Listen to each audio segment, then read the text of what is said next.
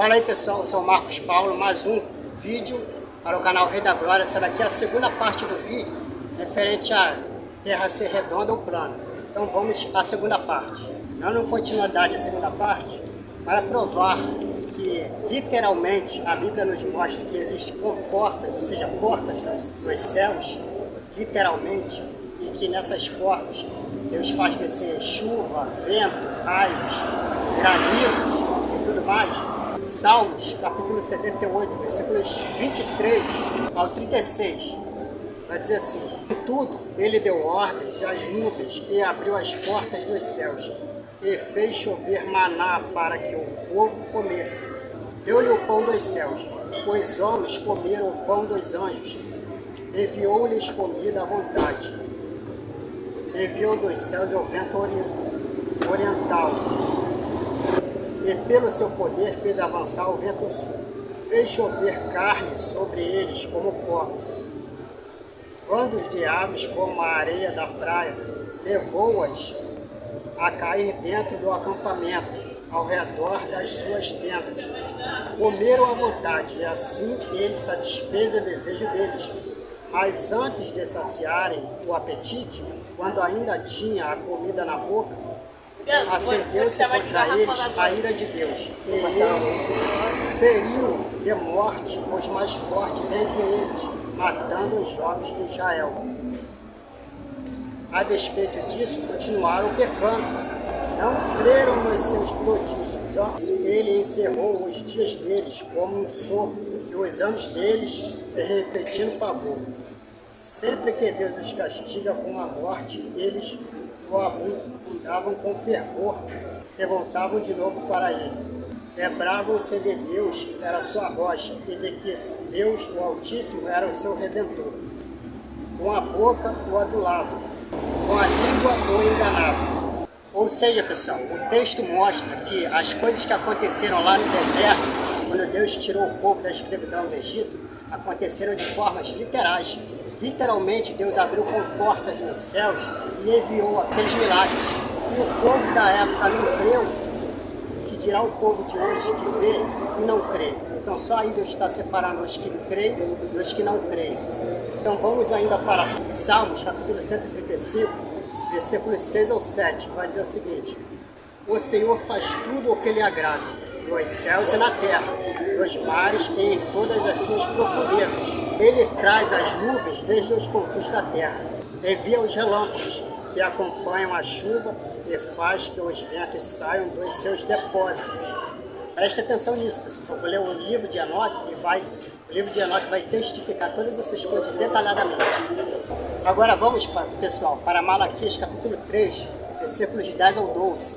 "Ponham-me à prova, diz o Senhor dos Exércitos, e vejam se não vou abrir as comportas dos céus e derramar sobre vocês tantas bênçãos que nem terão onde guardá-las. Impedirei que pragas devorem suas colheitas, e as videiras nos campos não perderão o seu fruto, diz o Senhor dos Exércitos.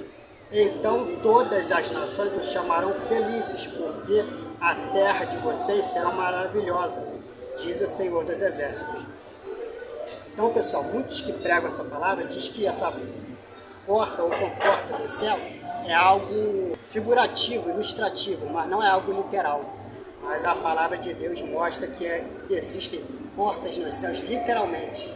Agora, pessoal, ele leu um texto importantíssimo quando Deus enviou de novo. Gênesis capítulo 7, versículos 11 ao 12.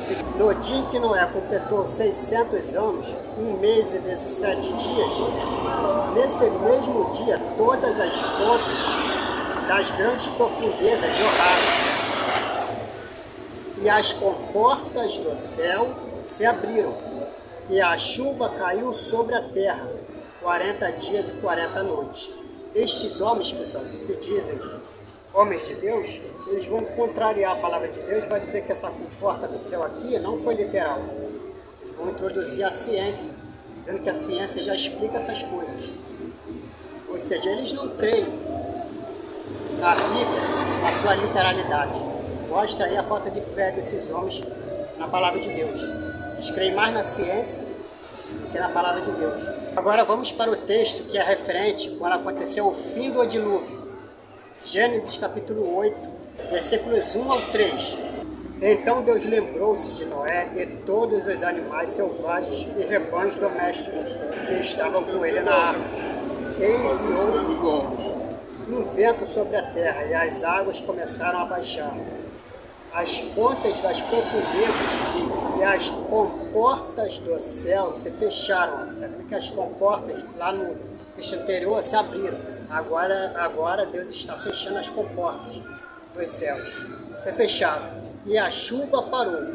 As águas foram baixando pouco a pouco sobre a terra. Ao fim de 150 dias, as águas tinham diminuído. E no 17º dia do 7º mês, a arca passou nas montanhas de Ararat. O Senhor Jesus quis deixar como figura, pessoal, a respeito desses homens que têm uma fé pequenininha a respeito das coisas do alto, as coisas que o homem não pode ver, mas que a Bíblia testifica, em Tomé. João, capítulo 20, versículos 24 ao 29. Tomé, chamado Dídimo, um dos 12, não estava com os discípulos quando Jesus apareceu. Os outros discípulos lhe disseram: vimos o Senhor. Mas ele lhes disse: se não vir as marcas de pregos nas suas mãos, não colocar o meu dedo onde estavam os pregos e não puser a minha mão do seu lado, não crerei. Ou seja, ele andou com Cristo muitos anos, viu os milagres, mas mesmo todo mundo testificando, dando testemunho que viu o Senhor Jesus ressurreto, ele disse que enquanto não colocasse as suas mãos nas feridas do Senhor Jesus, ele não iria crer. Isso era a sombra do povo de hoje incrédulo, que não crê nas coisas do alto por meio da palavra de Deus. Busca fidelidade nas coisas literais. Elas têm que ver para crer. Uma semana mais tarde, os seus discípulos estavam outra vez ali, e Tomé com eles. Apesar de estarem trancadas as portas, Jesus entrou, pôs-se no meio deles e disse: paz seja com vocês. E Jesus disse a Tomé: coloque seu dedo aqui, veja as minhas mãos. Estenda a mão e coloque-a no meu lado. Pare de duvidar e creia. Disse-lhe Tomé: Senhor meu, Deus meu. Então Jesus disse: porque você me viu, você creu? Felizes os que não viram e creram. Então Deus está dizendo que você testificar a sua fé vendo, apalpando as mãos, isso daí é uma fé, porque a palavra de Deus diz que a fé vem pelo ouvir, e ouvir a palavra de Deus. Mas esses homens ouvem, leem a palavra de Deus sobre toda a criação, e eles mesmo assim não creem naquilo que estão lendo. Eles precisam ver com seus próprios olhos. Por isso que creem na ciência, que a ciência apresenta figuras, imagens falsas, mas como eles passam algo assim palpável para eles, eles acabam crendo nesses homens e querendo usar esses homens para querer refutar a própria Bíblia. Mas esses homens serão refutados pela palavra de Deus no dia do julgamento. Então, pessoal, eu irei usar esse livro aqui, ó. Quem acompanhou o vídeo, a parte 1, viu lendo este livro aqui. Este livro aqui, pessoal, de Enoque, ele testifica esses textos que eu acabei de ler da Bíblia como sendo textos literais, que literalmente aconteceram. E não só como algo espiritual ou figura de linguagem, como esses homens dizem. Então, vamos para Enoque, capítulo 11, versículos 1 ao 2. Naqueles dias eu abrirei as camadas dos depósitos da bênção do céu e deixá-las-ei derramar-se sobre a terra, sobre as obras e os trabalhos dos filhos dos homens. Então a verdade e a paz juntar-se-ão por todos os dias da terra e por todas as gerações dos homens. Esse texto, pessoal, está em conexão com Malaquias, capítulo 3, versículos 10 ao 12, que diz o seguinte: ponham-me à prova, diz o Senhor dos Exércitos, e vejam se não vou abrir as comportas dos céus e derramar sobre vocês tantas bênçãos que nem terão onde guardá-las. O Pedirei que pragas devorem suas colheitas, e as videiras nos campos não perderão o seu fruto, diz o Senhor dos Exércitos. Então todas as nações os chamarão felizes, porque a terra de vocês será maravilhosa, diz o Senhor dos Exércitos. Então esse texto, ele entra em conexão com esse livro de Enoque que eu acabei de ler. E voltando para o livro de Enoque, pessoal, vamos para Enoque, capítulo 60, versículos 13 em diante. O espírito da geada é um anjo especial, e o espírito do granizo é um anjo bom. O espírito da neve, em virtude da sua força, abandona a sua câmara, ou seja, a sua porta. Por isso, há nela um espírito próprio. É como uma vaporação que chama-se frio. O espírito da neblina não está encerrado nas suas câmaras ou nas suas portas, mas possui uma câmara ou uma porta especial, pois o seu vagar é magnífico. A luz e nas sombras, o inverno e no verão, e na sua câmara ou porta existe um anjo. O espírito do orvalho tem uma morada nos confins do céu, e esta associa-se às câmaras da chuva, ou portas, da chuva. Você lembra das comportas dos céus aqui explicando? Aparece no inverno e no verão, e suas nuvens juntam-se às nuvens da neblina. Uma fortalece a outra. Quando o espírito da chuva quer sair da sua câmara ou porta, aparecem os anjos, abrem a câmara ou porta, ou comporta, e deixam-na sair. E quando ela se derrama sobre toda a terra, une-se com as águas terrestres. Pois as águas existem para os habitantes da terra. O Altíssimo nos céus destinou-as para os alimentos na terra. Por isso existe uma medida para as chuvas, e ela está sobre a guarda dos anjos. E essas coisas eu havia visto ao jardim dos justos. Então, pessoal, Deus está mostrando aqui como que de fato acontecem esses efeitos da natureza. O sol, a chuva, trevoadas, raios, neblinas, todas essas coisas, granizo, todas essas coisas, pessoal, é invisível aos olhos do homem, porque Deus fez com que o homem não pudesse ver estas coisas, ocultou visivelmente dos olhos dos homens. Mas Deus está mostrando pela palavra dele que os anjos também têm participação nessas coisas, e que a porta nos céus, comporta nos céus literais, e que anjos são responsáveis por esses eventos que acontecem na terra. Só que o homem incrédulo não crê, ele atribui a resposta para esses feitos, vento, trevoada, raios, trovões, eles atribuem a resposta para essas coisas à ciência, como se a ciência respondesse. Mas a própria palavra de Deus já nos explica todas essas coisas. Só que não podemos ver, porque Deus ocultou de nós, para que seja provada a nossa fé. Até que limite nós temos fé na palavra de Deus verdadeiramente. E não buscamos a deuses estranhos, que são esses homens que são levantados para ir contra a palavra de Deus. Trazer explicação que vai ante a criação de Deus. Tudo isso Deus está nos provando a nossa fé, pouco a pouco. E quando chegar o grande dia, pessoal, do julgamento, Deus dará a cada um segundo as suas obras, segundo a manifestação da sua fé. Vamos para Enoque, capítulo 76, do 1 ao 8. Nos confins do mundo eu vi 12 portas que se abriam em todas as direções. Delas procedem os ventos que sopram sobre a terra. 3 delas abrem-se pelo lado da frente do céu, 3 para o ocidente, 3 para a direita do céu e 3 para a sua esquerda. As 3 primeiras voltam-se para o oriente, 3 para o norte, 3 para a esquerda, para o sul e 3 para o ocidente. De 4 delas procedem ventos de bênção e de prosperidade. O restante, ventos perniciosos, quando estes são mandados, provocam devastações sobre toda a terra. Olha os eventos acontecendo aqui na terra, aqui, ó. Enoque explicando o que os nossos olhos não podem ver aqui, ó. Que acontece literalmente, só que Deus oculta para nós, para provar nossa fé. sobre as suas águas e todos os seus habitantes, sobre todas as coisas que se encontram na água e em terra firme.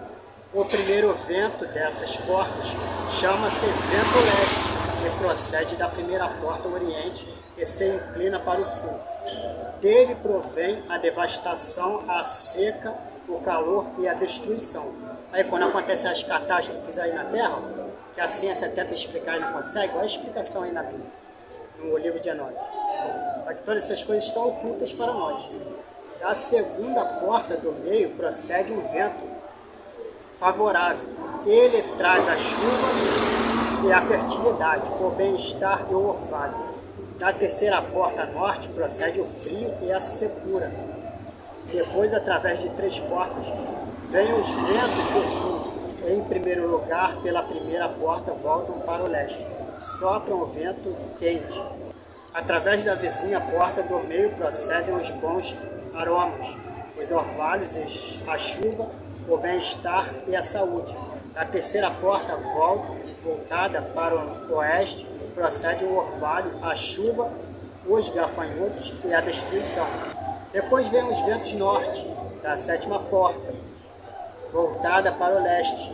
Chegam o orvalho, a chuva, os gafanhotos e a destruição. Da porta situada exatamente no meio procedem a chuva, o orvalho, a saúde e o bem-estar. Pela terceira porta, voltada para o oeste, vem a neblina, a geada, a neve, o orvalho e os gafanhotos. Em seguida, vem os ventos do oeste, pela primeira porta, voltada para o norte. Chegam o orvalho, a chuva, a geada, o frio, a neve e as friagens. Da porta do meio procedem o orvalho, a chuva, a prosperidade e a bênção. Da última porta, voltada para o sul, vem a seca, a devastação, os incêndios e a destruição. Estas são as 12 portas dos 4 quadrantes celestes.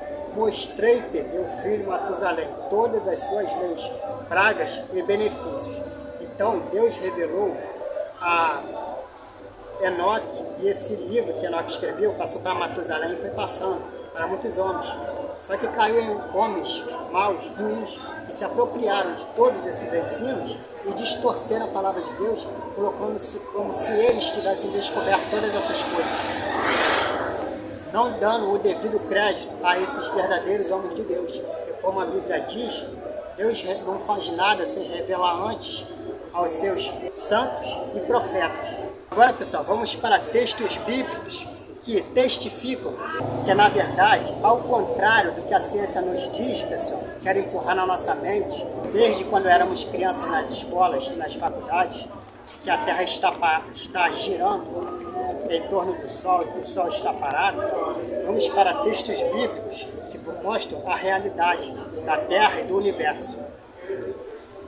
Salmos, capítulo 75, versículo 3, vai dizer o seguinte: quando treme a terra com todos os seus habitantes, sou eu que mantenho firmes todas as suas colunas. Então o texto mostra que a terra, ela sempre esteve, sempre está e sempre estará parada, porque tem colunas na terra. Porque a terra, na verdade, ao contrário dessa ciência mentirosa, ela é plana, redonda nas laterais como um disco, e com bordas nas laterais, e tem um domo ao redor da terra que a Bíblia chama de céu. Entendeu, pessoal? Então o texto testifica, só que esses homens não creem na literalidade da Bíblia. Eles acham que é figura de linguagem, que é apenas uma forma de se expressar. E recorrem isso na ciência, para querer contradizer a própria Bíblia. Homens que se dizem homens de Deus, que deveriam estar gastando seu tempo provando essas coisas, eles apertam a mão da ciência para querer defender a ciência e não a Bíblia. Agora vamos para Salmos 93, versículo 1. O Senhor reina, vestiu-se de majestade vestiu-se o Senhor, e armou-se de poder. O mundo está firme e não se abalará. Então, mais um texto que está dizendo que a terra, o mundo, está firme, parado e é plano. Não é uma bola molhada giratória girando em torno do Sol a 1.666 quilômetros, girando em torno de si mesmo e ao redor do Sol, como a ciência enfiou, né, na cabeça de toda a humanidade. Agora, pessoal, vamos para Salmos 104, versículo 1 ao 6. Bendiga o Senhor a minha alma. O Senhor, meu Deus, Tu és tão grandioso que está vestido de majestade e esplendor. Envolto em luz como numa veste, Ele estende os céus como uma tenda e põe sobre as águas dos céus, águas dos céus, acima do firmamento há águas, as vigas dos seus aposentos, faz as nuvens a sua carruagem e cavalga nas asas do vento. Faz dos ventos seus mensageiros. Ventos aqui, pessoal, está falando de anjos. E dos clarões reluzentes seus servos. Firmaste a terra sobre os seus fundamentos. A terra tem fundamento. Ela não é uma bola molhada e giratória. Ela tem fundamentos, colunas. Está segurando a terra para que jamais se abale. Com as torrentes do abismo a cobriste. Lembra de Gênesis capítulo 1? Está falando a respeito do abismo? O salmista ele levava Gênesis na sua literalidade, a sério, ao contrário desses homens de hoje. O salmista levava Gênesis capítulo 1 na sua literalidade, a respeito de toda a criação. Ele não ficava dizendo que a figura de linguagem é linguagem poética. Ele usava na sua literalidade o povo antigo. Mas o povo de hoje não, né? O povo de hoje não crê na literalidade da Bíblia. Somente crê naquilo que lhe convém. Com as torrentes do abismo a cobriste, como se fosse uma veste. As águas cobriam acima dos montes. Agora quero voltar um pouquinho, vamos para o versículo 3. Está dizendo assim: e põe sobre as águas dos céus as vigas dos seus aposentos. As águas dos céus aqui, pessoal, está conectando com Gênesis capítulo 1, versículos 6 ao 7. Depois disse Deus: haja entre as águas um firmamento que separe as águas de águas. Então Deus fez o firmamento e separou as águas que ficaram abaixo do firmamento das que ficaram por cima. Assim foi. Ao firmamento Deus chamou o céu. Passaram-se tarde e manhã, e esse foi o segundo dia. Então o texto está dizendo que o firmamento é o céu, e em cima desse firmamento que é o céu tem águas, e que as águas de baixo são as águas que a gente vê. As águas de baixo desse firmamento que nós olhamos são as águas dos mares, dos rios, as águas que tem na terra.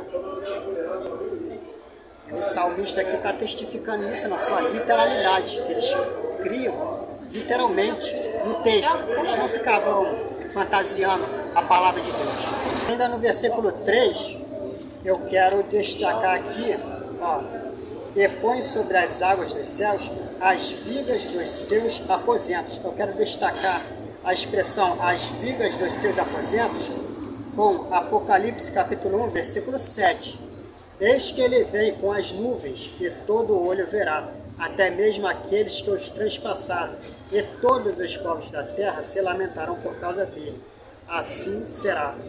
Voltando no versículo 3, pessoal, quero puxar um texto aqui. E põe sobre as águas dos céus as vigas dos seus aposentos, faz das nuvens a sua carruagem. O texto que diz, faz das nuvens a sua carruagem, ele entra em conexão com Apocalipse capítulo 1, versículo 7. Eis que ele veio com as nuvens, e todo olho verá, até mesmo aquele que os transpassaram, e todos os povos da terra se lamentarão por causa dele. Assim será. Amém. Então, eis que ele vem com as nuvens, e todo olho verá. O Senhor Jesus não diz que ele virá com as nuvens? Aqui o texto. E põe sobre as águas dos céus as vigas dos seus aposentos, faz das nuvens a sua carruagem, cavalga nas asas do vento. Sabemos que vento aqui são anjos, né? Ou seja, cavalgam nas asas dos anjos. Eles creem nessa parte aqui que está escrito, faz das nuvens a sua carruagem. Mas o restante, águas acima do firmamento, né, do céu, as vigas dos seus aposentos, aqui eles já não creem. Ou seja, eles querem impor no que nós devemos crer ou não. Então, a falar a respeito, faz das nuvens a sua carruagem, Mateus capítulo 24, versículo 30, também fala a respeito disso. Testifica a literalidade disso. Então aparecerá no céu o sinal do Filho do Homem, e todas as nações da terra se lamentarão e verão o Filho do Homem vindo nas nuvens do céu com poder e grande glória. E ele enviará os seus anjos com grande som de trombeta, e esta reunirá os seus eleitos dos quatro ventos, de uma a outra extremidade dos céus. A palavra torrente, pessoal, se você jogar no dicionário, vai ter a seguinte descrição. Torrente: curso de água rápido e impetuoso, produzido por chuva abundante, grande quantidade de coisa que jorra e cai.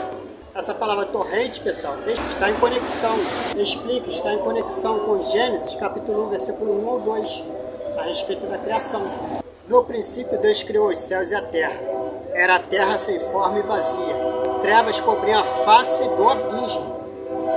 E o Espírito de Deus se movia sobre a face das águas. Pessoal, a Bíblia valida a possibilidade do homem poder sair da Terra para explorar o universo, como a NASA diz para nós, que a NASA vai com o seu foguete até a Lua, e fica lá fazendo a sua visitinha, e que tem satélites fora da Terra.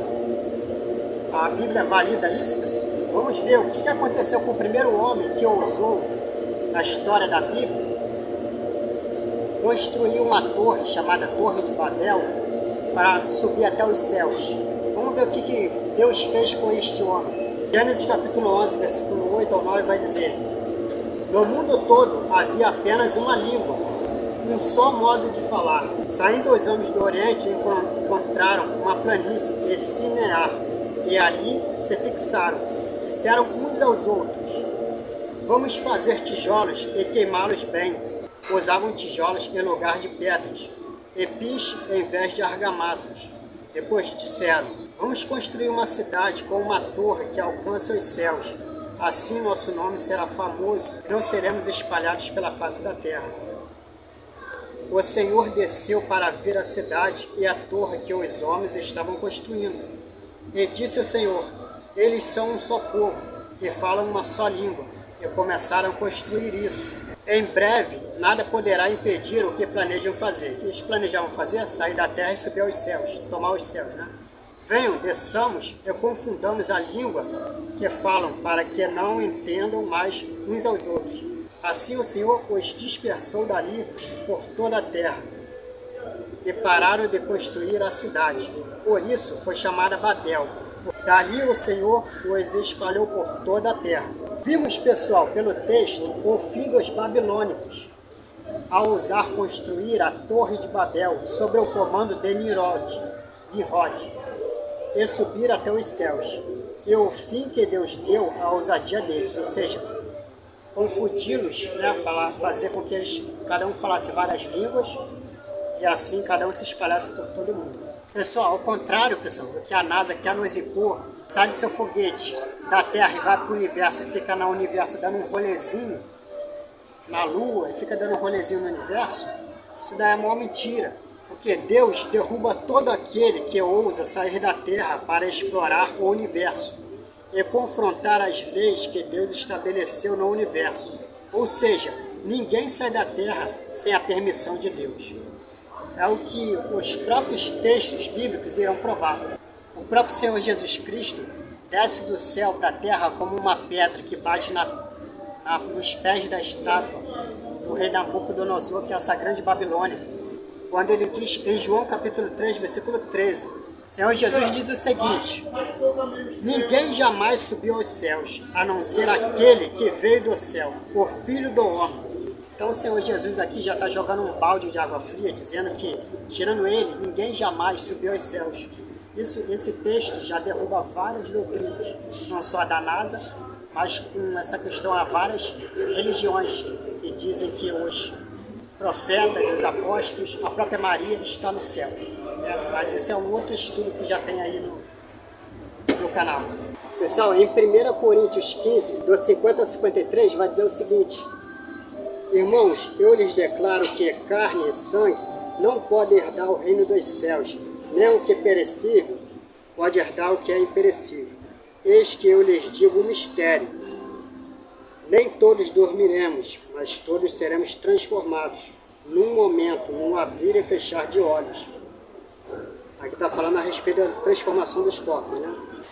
Pois a trombeta soará, os mortos ressuscitarão incorruptíveis, e nós seremos transformados. Agora preste atenção.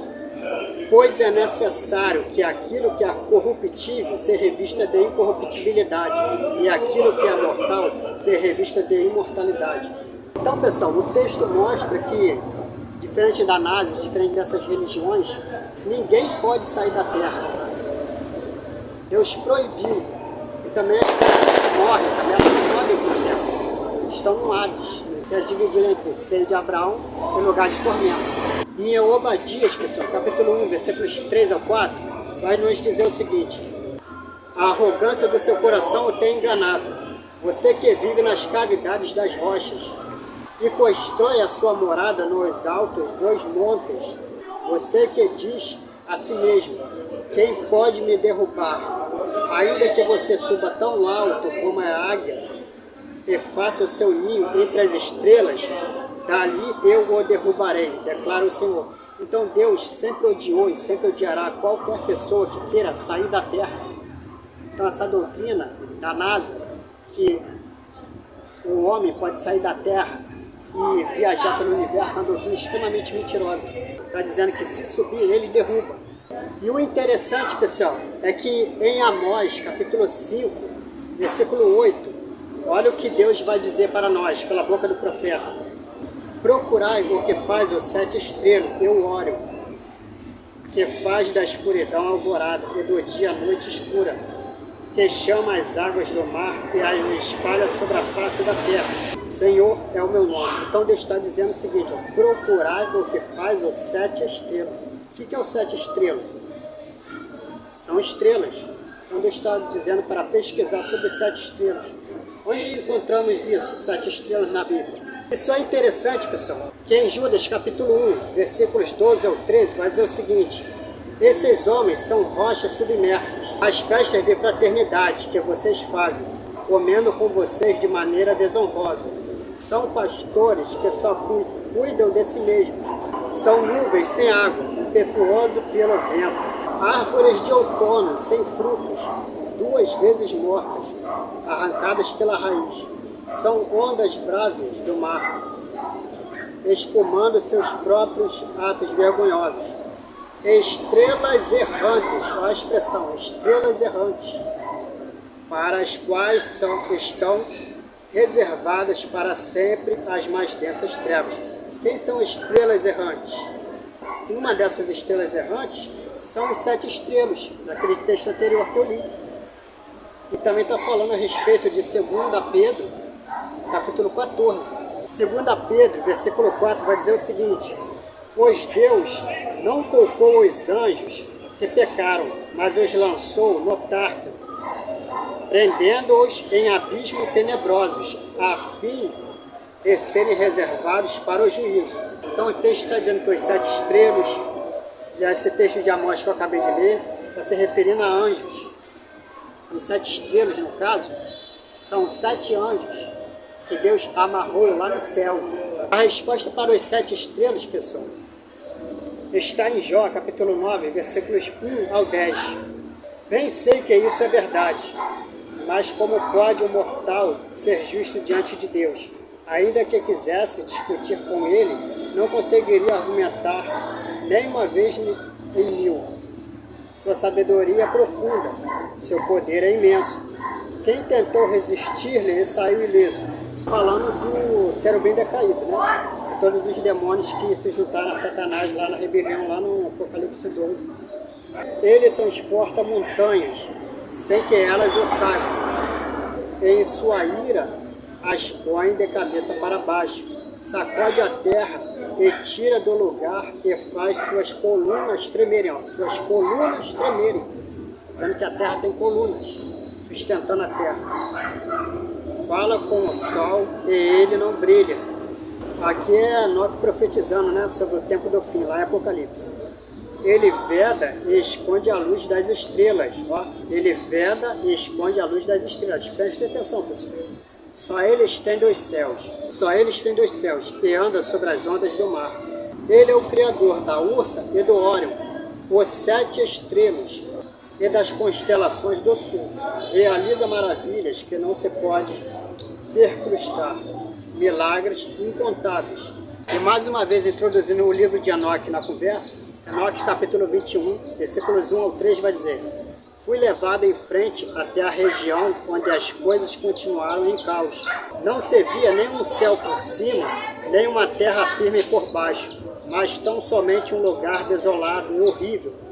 Lá eu vi 7 estrelas celestes, aprisionadas àquele lugar, semelhante a grandes montanhas abrasadas de fogo. Ó, Enoque está dizendo que ele viu, ó, lá eu vi 7 estrelas celestes aprisionadas naquele lugar. Sabemos que estrelas aqui está falando de anjos. Semelhante a grandes montanhas abrasadas de fogo. Então eu perguntei, em nome de que pecado foram elas aprisionadas e por que foram confinadas neste lugar? Elas estão lá no universo. Então disse-me Uriel, um dos santos anjos que estavam comigo e era o meu condutor: Enoque, por que pergunta e por que pões tanto espanto e conhece a verdade? Aquelas são as estrelas do céu que transgrediram as ordens de Deus. Aqui elas permanecem aprisionadas, até que transcorram os 10.000 anos, o tempo do seu pecado. Então esses 7 estrelas que tem na Bíblia, na verdade são 7 estrelas, 7 anjos que estão aprisionados lá no universo até o dia do julgamento. É isso que Enoque está nos testificando. Para provar pela Bíblia, pessoal, que quando a Bíblia fala de estrelas, muitas das vezes ela está se referindo a anjos. Vamos para Apocalipse capítulo 1, versículo 20, que vai dizer o seguinte: este é o mistério das 7 estrelas que você viu em minha mão direita e dos 7 candelabros.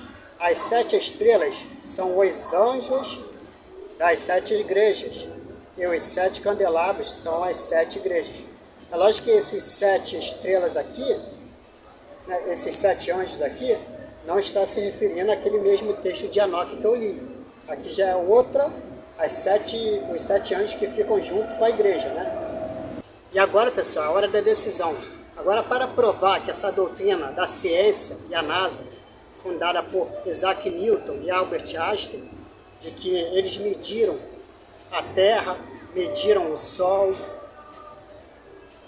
sobre gravidade, sobre o homem poder sair da Terra e passear pelo universo, entrar no seu foguete e ir para a Lua, que essa doutrina é totalmente mentirosa. Deus faz um desafio para o homem em Jeremias, capítulo 31, versículo 37, dizendo o seguinte: se os céus acima puderem ser medidos e os alicerces da terra embaixo puderem ser sondados, então eu rejeitarei os descendentes de Israel por tudo o que eles têm feito, diz o Senhor. Então Deus está dizendo, Deus lança um desafio, que se o homem poder medir a terra, né, o sol, todas essas coisas que a ciência diz ter precisão na medida, e sondar se a terra é redonda, é plana, todas essas coisas, se a terra está girando, está parada. A Bíblia está dizendo, se o homem poder ter acesso a provar todas essas coisas, a sondar toda a terra, ele está dizendo que Deus está dizendo que ele rejeitará os descendentes de Israel por tudo o que eles têm feito, diz o Senhor. Deus vai rejeitar a nação de Israel? Não vai. A nação de Israel lá no tempo do fim será salva. Então Deus já está mostrando aqui que se essa doutrina da ciência é verdadeira, então Deus é mentiroso. Deus não honra com a sua palavra. As pessoas têm que se decidir, vai crer na ciência, na NASA, Albert Einstein e companhia, ou vai crer na Bíblia. Deus está fazendo um desafio para os homens. Se os céus acima puderem ser medidos e os alicerces da terra embaixo da terra, puderem ser sondados, então eu rejeitarei os descendentes de Israel por tudo o que eles têm feito, diz o Senhor. E sabemos que Deus não vai rejeitar o seu povo. Logo, essa doutrina é mentirosa. E as pessoas que creem nela estão colocando o caráter de Deus à prova. Ou seja, estão chamando Deus de mentiroso, né? Então vamos voltar para o livro de Enoque. Enoque capítulo 10, do 1 ao 4, vai dizer o seguinte: Então o Altíssimo, o Santo, o Grande, tomou a palavra e enviou Uriel ao filho de Lameque, com a ordem. Filho de Lameque é Noé, né? Com a ordem seguinte: Dize-lhe em meu nome, esconde-te e anuncia-lhe o fim próximo, né, ou o fim dos tempos, pois o mundo inteiro será destruído num dilúvio. Pois o mundo inteiro será destruído, um dilúvio cobrirá toda a terra e aniquilará tudo o que sobre ela existe. Comunica-lhe que ele poderá salvar-se e que seus descendentes serão mantidos por todas as gerações do mundo. E a Rafael disse o Senhor: Amarra Azazel de mãos e pés e lança-o nas trevas. Azazel aqui é o anjo, né? Cava um buraco no deserto de Dudael. Deposita pedras ásperas e pontiagudas por debaixo dele e cobre-o de escuridão. Deixa-o permanecer lá para sempre e veda-lhe o rosto, para que não veja a luz. No dia do grande juízo, ele deverá ser arremessado ao tremedal de fogo, ou seja, lago de fogo e enxofre.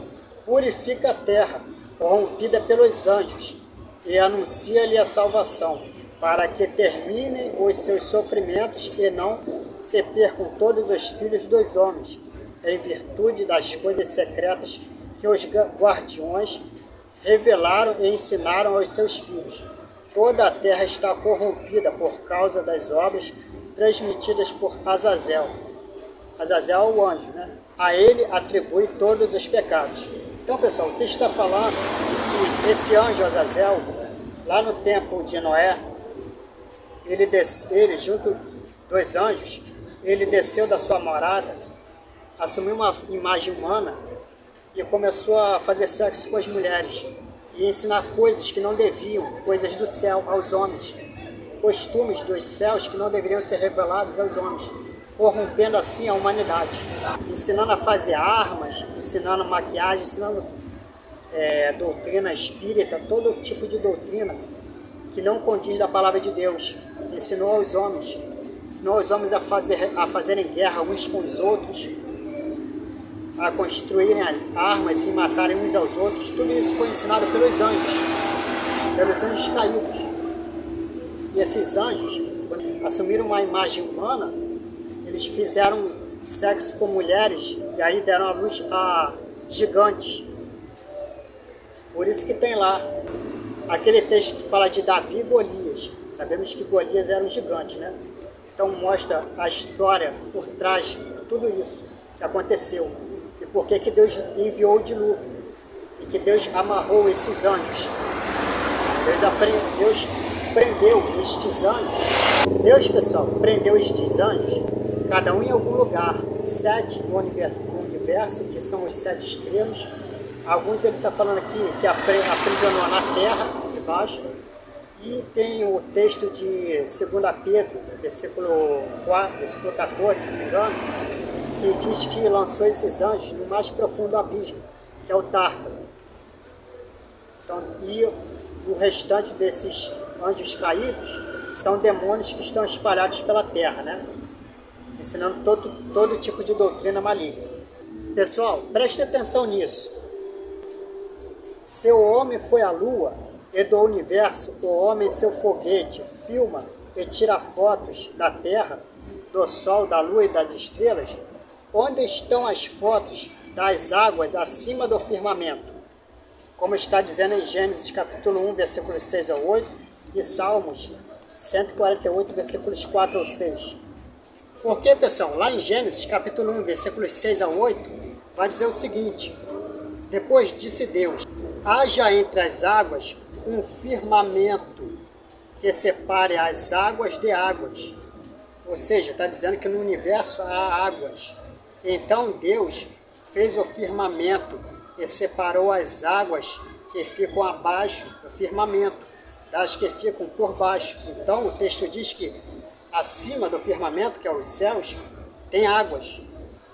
Por que a NASA não mostra fotos dessas águas, já que ela entra num foguete e fica passeando pelo universo? Pessoal, e em Salmos 148, versículos 4 ao 6, vai dizer: ouvem-no os mais altos céus e as águas acima do firmamento. Você vê que o salmista ele cria plenamente, lá naquele texto de Gênesis capítulo 1 que eu já li. Eles não ficavam dizendo que era figura de linguagem como os homens de hoje, se dizem homens de Deus, dizem. Que na verdade são homens extremamente incrédulos, porque senão ele não teria escrito isso. Louvem todos eles o nome do Senhor, pois ordenou e eles foram criados. Ele os estabeleceu em seus lugares para todo o sempre. Ó. Ele os estabeleceu em seus lugares. Ele os estabeleceu. Estabeleceu o quê? O que está dizendo no texto? Louvem-no os mais altos céus e as águas acima do firmamento.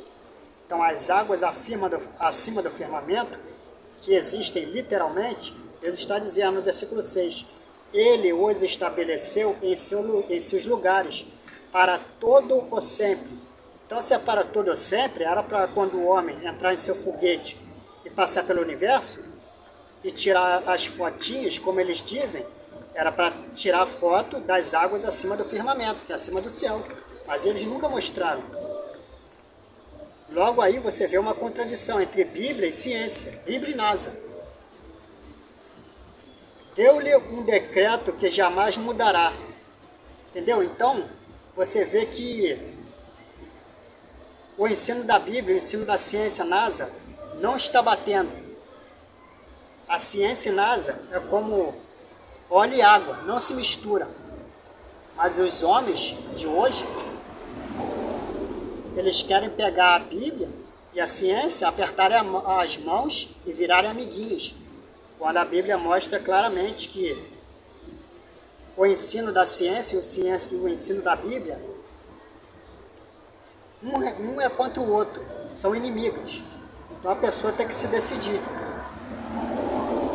Ou ela está com a palavra de Deus, ou ela está com as doutrinas deste mundo. E onde estão as fotos do terceiro céu, do qual o apóstolo Paulo foi arrebatado? Como está dizendo em 2 Coríntios capítulo 12, versículos 2 ao 4. Tchau. Pessoal, em 2 Coríntios capítulo 12, versículos 2 ao 4, vai dizer o seguinte: conheço um homem em Cristo,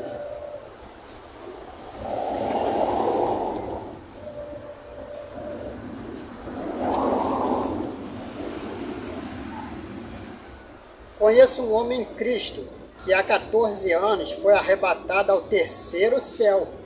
Se foi no corpo ou fora do corpo, não sei. Deus o sabe.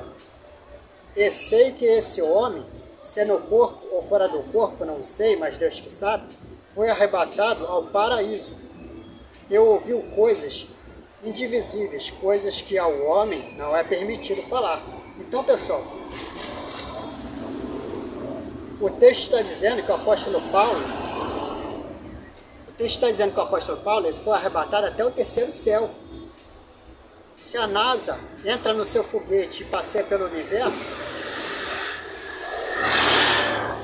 e do seu foguete ele tira a foto da Terra, tira a foto do Sol, da Lua, das estrelas e de tudo que há no universo, por que ele não tirou foto do terceiro céu, onde o apóstolo Paulo foi arrebatado?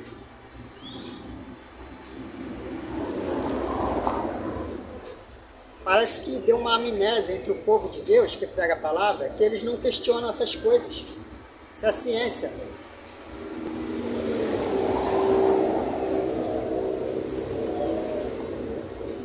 Se as fotos e os vídeos que a ciência nos mostra são verdadeiros, por que eles não mostram o universo de acordo com o que está na palavra de Deus? Por que eles não mostram o terceiro céu?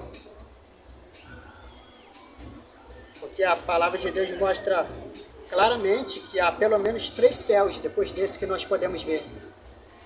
Vocês estão vendo a contradição da ciência bíblica? E referente, pessoal, à teoria da gravidade, voltando para o livro de Enoque, o próprio livro de Enoque refuta, em Enoque capítulo 5, versículo 2, que diz o seguinte: Todas as obras por ele criadas comportam-se de ano para ano, de forma constante, e todas as funções que elas cumprem para ele não se modificam de forma alguma.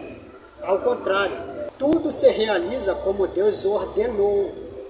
Vede como o mar e os rios igualmente cumprem a sua função. Então, pessoal, o texto está dizendo que não é que, como esses cientistas quiseram implantar na nossa cabeça, formatar esse ensino mentiroso. Nada mais é que o próprio Deus determinou para toda a sua criação leis. Existem leis para os homens e existem leis para toda a sua criação. Para as águas, os ventos, os raios, trevoada, as árvores, tudo que é na criação, tanto no céu quanto na terra, referente ao sol, à lua, às estrelas e tudo que neles há, existem leis. E as criaturas de Deus cumprem estas leis. Nada mais é que isso, como o texto está dizendo. Todas as obras por ele criadas comportam-se de ano para ano, de forma constante. E todas as funções que elas cumprem para ele quem? Para Deus, todas as funções que eles cumprem não se modificam de forma alguma. Ao contrário, tudo se realiza como Deus ordenou. Vede como o mar e os rios igualmente cumprem a sua função. Conclusão desse estudo sobre terra redonda e terra plana. O que vocês precisam meditar sobre as doutrinas deste mundo é que quando Satanás engana Eva lá no Éden, ele recebe a autonomia de Deus sobre todos os reinos do mundo.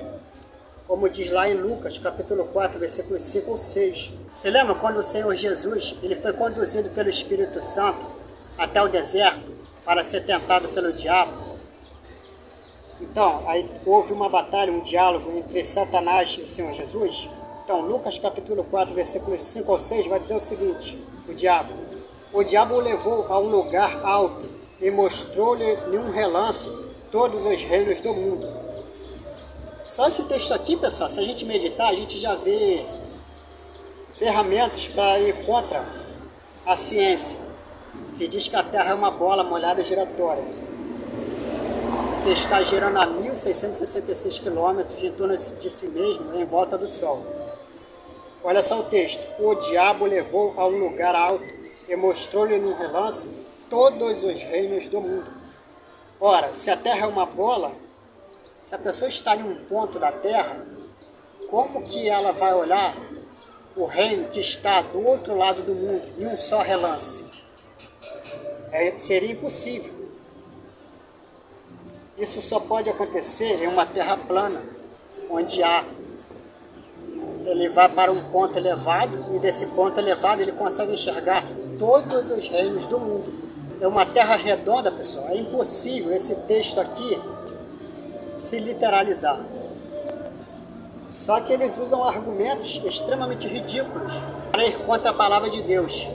Eles, que eu falo, esses homens, metidos teólogos, dizem que não há nenhuma ilha, nenhum local alto, uma montanha, o suficiente para conseguir enxergar todos os reinos do mundo. Então, esse texto seria algo assim, como eles adoram usar, né, figura de linguagem. Mas fazer o quê? A pessoa quer ter mal com a Bíblia, né? O que se pode fazer? E como vimos no texto, pessoal, de Lucas capítulo 4, versículos 5 ou 6, se Satanás ele recebeu esta autonomia de Deus sobre todos os reinos do mundo, como ele propriamente disse, vocês acham que Satanás não iria fazer de tudo para fundamentar na cabeça das pessoas um mundo segundo a sua imagem, a sua semelhança? Pare para pensar, pessoal. As pessoas não levam a sério o texto de Apocalipse capítulo 12, versículo 9, quando João já havia nos alertado. O grande dragão foi lançado fora. Ele é a antiga serpente, chamado Diabo ou Satanás, que engana o mundo todo. Ó, que engana o mundo inteiro.